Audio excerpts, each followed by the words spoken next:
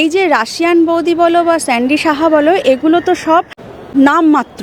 বিষয়গুলো হচ্ছে কন্টেন্ট, কোন কন্টেন্টকে কত বেশি ইম্পর্টেন্স দেওয়া হচ্ছে সেটাই। এবার এইখানে ব্যাপার যে স্যান্ডি কেন, স্যান্ডি প্রথমত একজন বড় ক্রিয়েটার এবং অনেক পুরনো ক্রিয়েটার। এখন ঘরে ঘরে মানে একটা বাড়িতে যদি 2-5 জন 2-10 জন লোক থাকে, তো প্রত্যেকেই এই মিডিয়াকে ইউজ করে এবং ছোট বড় যেভাবেই হোক তারা সেটার মধ্যে দিয়ে কাজ করে, সে ভালো কাজ হোক খারাপ কাজ হোক করে।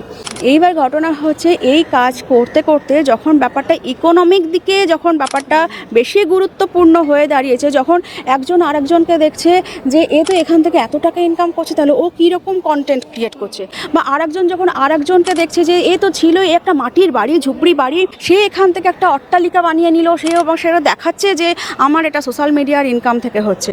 বা এই স্যান্ডি সাহার মতোই ব্যক্তিরা যদি কখনো কোথাও বলে ফেলেন বা বলেন যে আমার মাস গেলে মোটামুটি এত টাকা ইনকাম হয়, তো তখন এই ছোট ছোট ইউজার যারা, তারা কি খেয়ালটা কী করবে, লক্ষ্যটা তাদের কী থাকবে, ও তাহলে কি টাইপের কন্টেন্ট করে। বাংলা হান্টের আরও খবর দেখতে নজর রাখুন। বাংলা খবর মানেই বাংলা হান্ট।